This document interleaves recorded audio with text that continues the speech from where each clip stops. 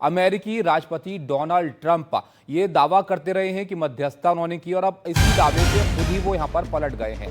अमेरिकी राष्ट्रपति Donald Trump Bharat का पाकिस्तान संघर्ष को लेकर अपने ही दावे से पलटे हैं। उन्होंने कल दोहा में अमेरिकी सैनिकों को संबोधित करते हुए मध्यस्थता के दावे को खारिज कर दिया। ट्रंप ने कहा कि उन्होंने समस्या को सुलझाने में मदद की है, न कि युद्ध को रोकने में मध्यस्थता की है। भारत ने शुरू में ही ट्रंप के दावे को खारिज कर दिया था और बाद में भारत की ओर से ट्रंप के तमाम दावों पर प्रतिक्रिया भी आई थी, जिसमें साफ किया गया था कि इसमें किसी भी तीसरे पक्ष की कोई भूमिका नहीं है। और अब डोनाल्ड ट्रंप ने अपने ही दावे पर यहां पर यह बात कह दी है जो विरोधाभास यहां पर दिखाती है उनकी बातों में ही, जिसमें वो यहां पर कह रहे हैं कि उन्होंने यहां पर मध्यस्थता नहीं की थी और समस्या को सुलझाने में मदद की थी। और चलिए और क्या कुछ कहा ट्रंप ने अपने बयान में, वो भी अपने दर्शकों को सुना देते हैं। And by the way, I don't want to say I did, but I sure as hell helped settle the problem between Pakistan and India last week, which was getting more and more hostile. And all of a sudden, you'll start seeing missiles of a different type. And we got it settled. I hope I don't walk out of here and 2 days later find out that it's not settled, but I think it is settled. बयान भी आपने सुना Trump का और कैसे अपने ही बयान से पलट गए, कैसे अपने ही बयान से यू टर्न ले लिया डोनाल्ड ट्रंप ने, वो भी आपको ग्राफिक्स के जरिए समझाते हैं। डोनाल्ड ट्रंप ने क्या कहा है ये आपको बता दे। मैं ये नहीं कहूंगा कि मैंने मध्यस्थता कराई है, ये डोनाल्ड ट्रंप की तरफ से कहा गया है। उनका कहना है कि सिर्फ मैंने मदद की है दोनों देशों के बीच में, मैंने भारत और पाकिस्तान तनाव को सुलझाने में मदद की है, यानी कि मैंने कोई मध्यस्थता नहीं करवाई है। मैंने दोनों देशों का जो तनाव था उसे सुलझाने में सिर्फ मैंने मदद की है। भारत पाकिस्तान के बीच और भयावह हमले हो सकते थे, ये भी उन्होंने कहा कि दोनों देशों के बीच जो हमले थे वो और तेज हो सकते थे। भारत पाकिस्तान के बीच चीजें खतरनाक लगातार हो रही थी, जो हालात थे वो तनावपूर्ण हो रहे थे और हालात अधिक तनावपूर्ण हो रहे थे, पर हमने इसे सुलझा लिया, यानी कि सही समय रहते हुए हमने दोनों देशों के बीच में जो तनाव था उसे सुलझा लिया है। तो ये यू टर्न डोनाल्ड ट्रंप की तरफ से लिया गया। इससे पहले क्या वो दावे कर रहे थे ये भी आप देख लीजिए कि 5 दिन में कितना बदलाव डोनाल्ड ट्रंप की बातों में यहां पर देखने को मिला है। 10 मई को यहां पर 15 मई को अमेरिका की मध्यस्थता से भारत पाक युद्ध विराम की बात वो कर रहे थे। उन्होंने कहा मैंने मध्यस्थता नहीं कराई, सिर्फ मदद की है, ये यहां पर स्पष्ट उन्होंने 15 मई को कर दिया। 10 मई को वो मध्यस्थता के दावे यहां पर कर रहे थे। तो ये 5 दिन हैं जिसमें डोनाल्ड ट्रंप की इन बयानों में ये इतना फर्क यहां पर देखने को मिला है। बड़ी बात है ये, अगर खुद ही वो यहां पर दावा कर रहे हैं कि मध्यस्थता उन्होंने की और तुरंत वो उससे इतर यहां पर बात कर रहे हैं। प्रभु दयाल साहब हमारे साथ हैं, पूर्व राजदूत हैं। प्रभु दयाल साहब, क्या यहां पर मतलब निकाला जाए डोनाल्ड ट्रंप की इन बातों का? क्या श्रेय लेने के लिए ज्यादा आतुर वो नजर आते हैं किसी भी चीज की? डोनाल्ड ट्रंप ने क्या कहा इसके बारे में बात करने के पहले मैं बस एक सेंटेंस बोलना चाहूंगा। जो पाकिस्तान के बारे में बात हो रही थी, वहां से जो फेक न्यूज आ रही है, देखिए अब से हमें पाकिस्तान को पाकिस्तान नहीं कहना चाहिए, हमें उसको फेकिस्तान कहना चाहिए, क्योंकि फेक न्यूज देने में तो उसकी और कोई जवाब ही नहीं है, मतलब उससे ज्यादा कोई फेक न्यूज देता नहीं।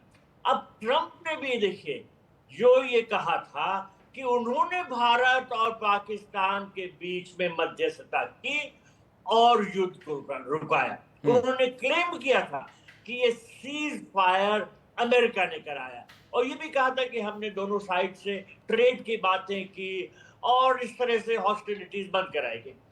10 तारीख को उन्होंने कहा था। देखिए उसके कुछ दिन बाद ही फिर से उन्होंने कहा कि सीज फायर अमेरिका ने कराया है और अब ऐसी हालत अच्छी हो गई कि दोनों प्राइम मिनिस्टर इंडिया और पाकिस्तान के साथ जाके डिनर कर सकते हैं। हर तरह से इस तरह की झूठ बातें उन्होंने की थी।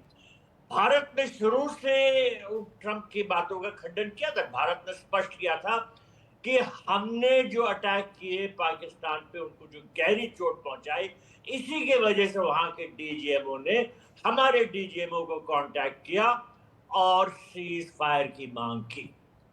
अब ट्रंप ने जो कल दोहा में अपने अमेरिकन सैनिकों से बात करके कहा, वो बिल्कुल फर्क बात है।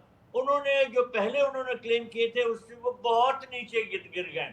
अब उन्होंने ये कहा कि उन्होंने कुछ मदद की थी, कुछ कंट्रीब्यूशन किया था, अब मैं ये क्लेम नहीं कर रहा हूं कि जैसे मैंने ही करा है। तो देखिए ट्रंप जो है ये बड़ी बड़ी बातें करते हैं, और बाद में ये अपनी बातों से लेकिन उतर प्रभुदयाल जाते हैं। साहब, क्या इसको और बाकी चीजों से अगर जोड़ के हम देखें तो रशिया यूक्रेन का युद्ध भी वो रुकवा रहे थे, गाजा और इजराइल के बीच जो तनाव है उसको रुकवाने के भी दावे वो कर रहे थे। तो आपको लगता है कहीं पर भी कुछ हो रहा है तो उसकी जिम्मेदारी खुद लेने की जो आतुरता है डोनाल्ड ट्रंप के अंदर, वो एक वजह हो सकती है कि वो यहाँ पर इस तरह के बयान उन्होंने दिए? जी बिल्कुल। और आपने रशिया यूक्रेन का जो जिक्र किया उनके युद्ध का, ये बिल्कुल सही है। ट्रंप ने अपने कैंपेन में ये कहना शुरू किया था कि अगर मैं प्रेसिडेंट बनूंगा तो मैं अपने सेकंड टर्म के पहले ही दिन में इस युद्ध को बंद करा दूंगा और इजराइल हमास का युद्ध भी बंद करा दूंगा। ऐसा तो हुआ नहीं। ट्रंप ने हर तरह की कोशिश की, लेकिन दोनों युद्ध चल रहे हैं। अब भारत और पाकिस्तान का ये जो युद्ध स्टार्ट हुआ और हमने जो करारा वार किया पाकिस्तान पे, उन्होंने पहल की कि भाई सीज फायर हो, और सीज फायर होते देख अब ट्रंप साहब कहने लगे कि ये मैंने कराया है, इसमें अमेरिका का रोल है, अमेरिका ने सीज फायर कराया। हमको पता है कि ये हमारी सेना ने जो कार्रवाई की उसकी वजह से सीज फायर हुआ है, न कि डोनाल्ड ट्रंप के कहने से। जी, यूके देवनाथ सर, आपके पास आना चाहूंगी, क्योंकि जिस तरीके से भारत हमेशा से एक तीसरे देश की जो मध्यस्थता है उसे नकारता आया है, लेकिन यहाँ पर क्या हुआ कि अमेरिका सबसे पहले आया, ट्रंप ने जो सीज फायर का क्रेडिट था वो सारा खुद ले लिया। पाकिस्तान हमारे सामने झुका, पाकिस्तान ने सीज फायर का पहले जिक्र किया। कैसे इसे देखा जाए? क्या एक बड़ी, और अब जब ट्रंप ने यू टर्न ले लिया है अपने बयान से, तो क्या एक बड़ी कूटनीतिक जीत भारत की इससे माना जाए? आयुषी, इसमें कोई शक नहीं है कि भारत और पाकिस्तान के बीच में ऑपरेशन सिंदूर को जो सीज फायर किया गया है, वो उसका निर्णय सिर्फ भारत और सिर्फ भारत ने ही लिया है। ट्रंप जो है अपने बड़बोलेपन के लिए जाना जाते हैं। शायद वो अपने डोमेस्टिक ऑडियंस और खासतौर से अपने जो रिपब्लिकन सपोर्टर्स हैं उनके लिए ऐसी बयान दे रहे थे। वो दुनिया को दिखाना चाहते हैं ट्रंप कि ग्लोबल पटेल पर अमेरिका बहुत बड़े बड़े काम कर रहा है। रूस यूक्रेन का युद्ध स्थगित करने की कोशिश कर रहा है, फेल हो गए।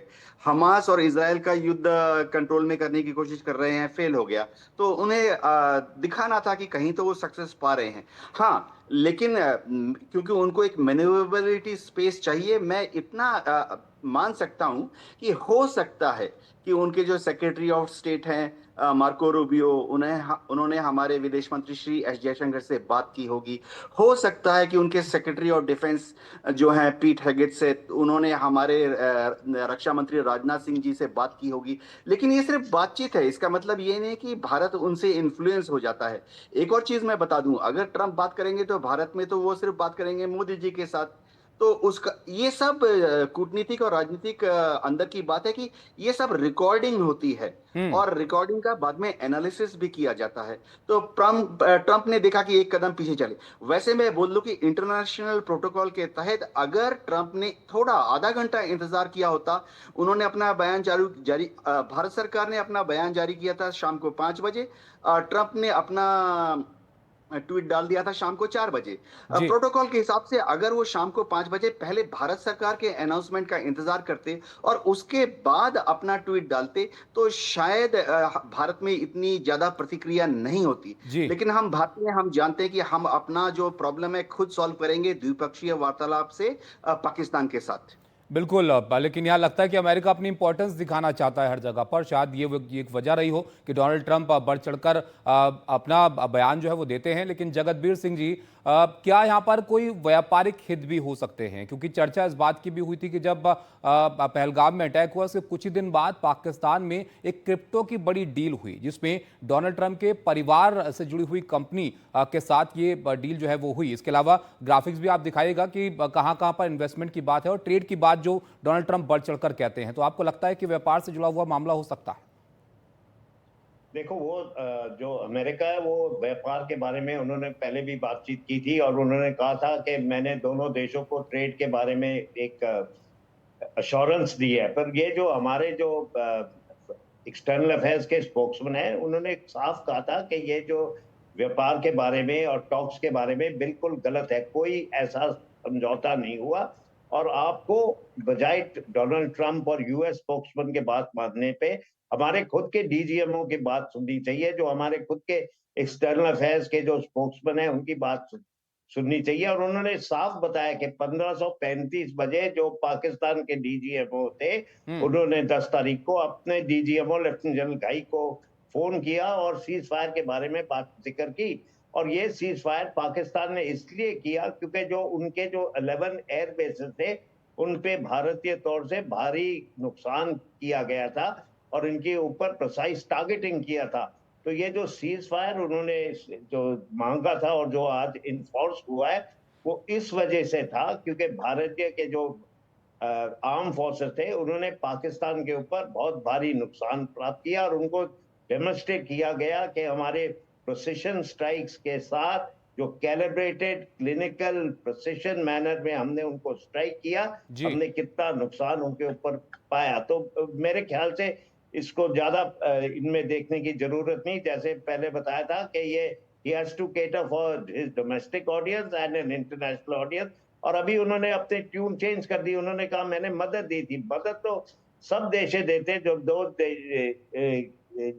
जगहों के बीच में लड़ाई होती है तो कई लोग इंटरनेशनल ओपिनियन होता है और कोशिश करते हैं वो मामला रद्द कर ये क्लियर करने के लिए, तो वो तो होती है, बातचीत होती है। पर जो main reason for the cease fire was the damage inflicted on Pakistan. बिल्कुल जाहिर तौर पर, और ये भारत की तरफ से स्पष्ट कर दिया गया कि ये पाकिस्तान की तरफ से पहल की गई यहाँ पर सीज फायर की, उसके बाद ये चीजें यहाँ पर आगे बढ़ी हैं। इसमें तीसरे पक्ष की कोई भूमिका यहाँ पर नहीं है प्रभुदयाल साहब। लेकिन अमेरिका की जिस तरह की भूमिका रही है इतिहास में, शायद डोनाल्ड ट्रंप उसको आगे ले जाना चाहते हैं कि वो एक मीडिएटर की भूमिका में नजर आए हर एक मामले में दुनिया के। लेकिन जिस तरह का उनका रुख रहा है उससे आपको लगता है कि अमेरिका की छवि में भी बदलाव आया है पूरी दुनिया में? जैसे यूक्रेन के मामले में उन्होंने अपना रुख बदला, रशिया की तरफ थोड़ा सा उनका झुकाव देखने को मिला, और तमाम बातें वो एक बात कहते हैं उससे फिर इतर कोई और बात कह देते हैं। ये अमेरिका के राष्ट्रपति बात कर रहे हैं जो अब दावा करते हैं कि दुनिया के सबसे ताकतवर मुल्क हैं वो। डोनाल्ड ट्रंप दुनिया को ये समझाने की कोशिश करते हैं कि आज तक कोई इस संसार में उनके जैसा पैदा हुआ ही नहीं है, वही सब काम कर सकते हैं, उनकी तो कोई मिसाल ही नहीं है। और इसीलिए वो एक के बाद एक दूसरा दावा करते हैं और उनके दावे जो है नाकाम होते हैं। डोनाल्ड ट्रंप जो है उन पे एतबार नहीं करना चाहिए। देखिए, वो हमेशा कोशिश करते थे मोदी जी के साथ बात पे दिखाने के लिए कि वो भारत के मित्र हैं और ये ट्रेड बढ़ाएंगे, ये करेंगे, वो करेंगे। अब उन्होंने अभी परसों एप्पल के सीईओ टिम कुक से कहा कि आप इंडिया में प्रोडक्शन मत कीजिए, एप्पल का प्रोडक्शन इंडिया में नहीं होना चाहिए। एप्पल ये कोशिश कर रहा था कि चाइना से मैन्युफैक्चरिंग फैसिलिटीज हटा रहा है वो और अब इंडिया में लोकेट करे। लेकिन ट्रंप जो कहते हैं, हमारे दोस्त, उन्होंने कहा एप्पल से कि आप यहाँ मत मैन्युफैक्चर कीजिए, ये कैसी दोस्ती है।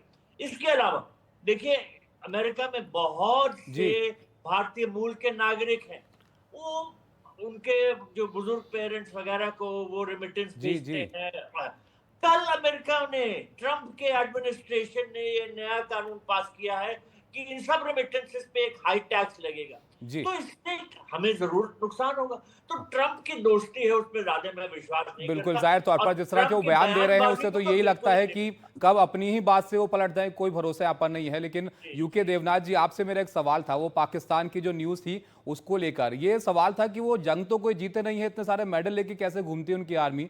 तो ये आपको लग रहा है कि जैसे एयरफोर्स की तारीफें अब हो रही हैं, 11 एयरबेस उनके टारगेट हो गए, उसके बाद वो तारीफों से बाज नहीं आ रहे हैं, तो ये एक वजह है कि खुद ही खुश हो लेते हैं?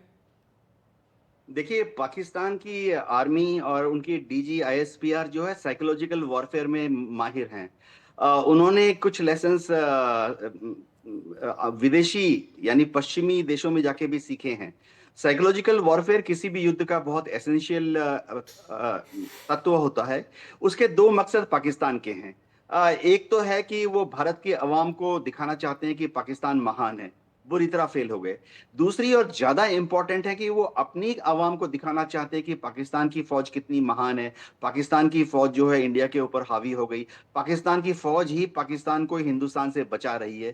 तो डीजी आईएसपीआर से हर रोज सुबह 8 बजे एक ब्रीफिंग फॉर द डे उनके जितने पत्रकार हैं, प्रिंट मीडिया है, इलेक्ट्रॉनिक मीडिया है, वहां चला जाता है कि आज किस तरह का युद्ध लड़ना है साइकोलॉजिकल एस्पेक्ट से। लेकिन वो खुद ही पकड़े जाते हैं। मेरा सिर्फ उनसे एक अनुरोध है कि अपने मंत्री के हाथ में एक बयान देने के पहले, मंत्री जी के सबके अपने ऑफिसेज होते हैं, वहाँ कंसल्टेंट्स होते हैं, एडवाइजर्स होते हैं, सलाहकार होते हैं, थोड़ा सा फैक्ट चेक कर लिया करें, थोड़ा सा सीरियस हो जाएं इस गेम में। नहीं तो देखिए उनकी जगहसाई हो रही है। जब वो अपना बयान देने के बाद पकड़े जाते हैं कि बयान जिस तथ्य या डॉक्यूमेंट पे निर्भर था वो तो फ्रॉड निकला। तो पाकिस्तान के जो जर्नल हैं, आपने मेडल की बात की, जी। लेकिन मैं आपको बता देता हूं, कहना शायद टीवी पर उचित नहीं होगा लेकिन बताना चाहिए कि क्योंकि हमने पाकिस्तान की एयरफोर्स के साथ काफी जॉइंट एक्सरसाइज किए हैं। हमारे पायलट लोग जब भी जाते हैं अमेरिका में या इंग्लैंड में तो उनके साथ हम जॉइंट एक्सरसाइज करते हैं एज ए प्रोफेशनल। निहायत कि मैंने कितने बढ़िया बम गिराए, उन्होंने कितने बढ़िया बम गिराए। पाकिस्तान एयरफोर्स हमारे से 19-20 ही है। We respect pilots of Pakistan air force. जी। लेकिन जिस तरह की बातें करते हैं उसमें गंभीरता तो दूर दूर तक नजर नहीं आती है।